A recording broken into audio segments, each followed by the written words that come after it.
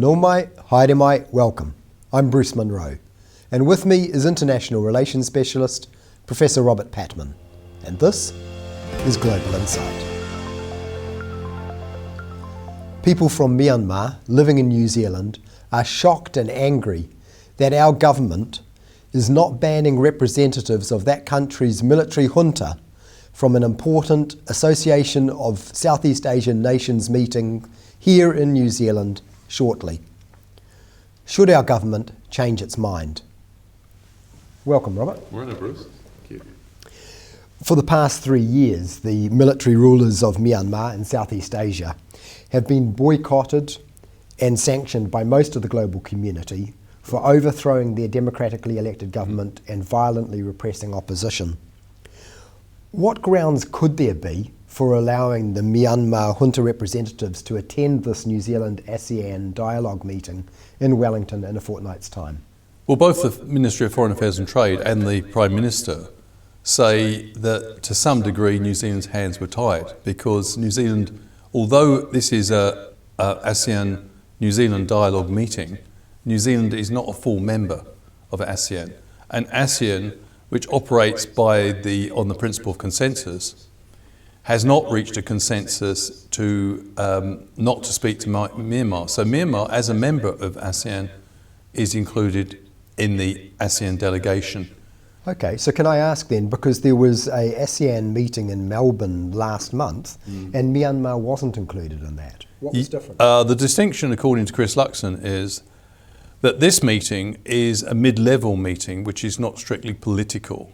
And what he means by that, there'll be no senior figures from the junta attending the meeting in Wellington. But you could be saying, people and critics have said that this is splitting hairs. And so, as you rightly said, it's causing some controversy in New Zealand. So can I ask then, the previous New Zealand government condemned the coup. Does this coalition government have a different stance on people who take power by force? They say they don't. Chris Luxon, the Prime Minister, has made it quite clear that their condemnation of the coup remains very much intact. But sometimes diplomatic actions speak louder than words. And there is a concern that the junta, which is backed by China and Russia, armed by them, and has been ruthless in its dealing with opposition. Something like 4,700 citizens of Myanmar have died in violence at the hands of the junta, usually in protests. So there is a concern that New Zealand is sending the wrong message. And I think, for example, former Prime Minister Helen Clark has said that she feels that New Zealand actually is not acting as a sovereign state. It's hosting the meeting between the 18th and 19th of April, and it's quite within its rights to say that they don't want any representatives of Myanmar to attend the meeting, and the rest of ASEAN is very welcome. So for New Zealand, what could be the impact of allowing these junta representatives to attend? I think it's got both domestic and international ramifications. Domestically, it looks as if at least in the eyes of the critics, that New Zealand is rowing back or retreating on core values. I mean, this country is founded on a treaty, and although it's been imperfectly implemented, it's based on the idea of partnership and cooperation, and externally based on rigorous respect for international human rights. And so if we're seen to retreat on the international human rights front externally, that does have domestic ramifications. And I think there's quite a large Myanmar community in this country who've been outspoken in their criticism of the government's hosting of representatives to the junta, even mid-level representatives. And I think there's a feeling that New Zealand, on this occasion, has retreated on some of its core political values. So that's happening domestically, and I think we can expect protests. When the meeting occurs on the 18th and 19th of April, quite vociferous protests. There's not just protests from members of the Myanmar community, but there's also protests from trade unions and also human rights activists in this country. Externally, it seems to confirm a pattern that's been building since there's been a change of government in this country. And it's too early to judge whether it's just a flash in the pan or it's part of a long-term trend.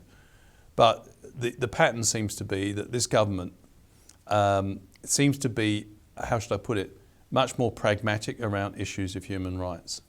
For example, we saw the New Zealand government respond to a US request to send NZDF team to a lawless situation in the Red Sea, but we haven't heard the government speaking out against American complicity in the lawless situation which is occurring in Gaza. The United States, of course, has exercised its veto and abstained on questions of a permanent ceasefire there. So critics would say that New Zealand seems to be moving towards a more selective support for the rule of law internationally. And they might see in this Myanmar a more selective approach here, condemning the coup, but not actually preparing to, if you like, boycott or refuse to issue visas. We do actually have it in our power to deny visas. Of course, the government would argue that that may upset key players that we want to be on good terms with within ASEAN. But politics is often a choice between the disagreeable and the intolerable. In other words, politicians are paid to make difficult choices, and we have to work out very carefully whether carrying favour with ASEAN, but at the same time retreating on our commitment to human rights, is worth it. Wouldn't it be better, critics would argue, wouldn't it be better to send both Myanmar and ASEAN a very clear message that New Zealand will not back down on core respect for human rights, and they will not have anything to do with a government that's systematically violating them at home. So can I ask you then, what would be your advice to Minister of Foreign Affairs, Winston Peters? Well, I hesitate to give Mr. Peters advice, being an academic, and he being someone who's got the responsibility for making policy. But I think it's quite clear that if the government thought that they could ride this out without being noticed domestically and internationally, and therefore remain on very good terms with ASEAN, I don't think that option is going to be available. And so we have to think very carefully about where our core national interest is. And that's a decision only the government can make. But my own view is that the government should be saying to representatives of Myanmar, you're not welcome in this country. But that's a political judgment, and that's up to the government to make. Thank you, Robert. Thank you. And thank you for watching. Catch us next time on Global Insight. Noho ora mai.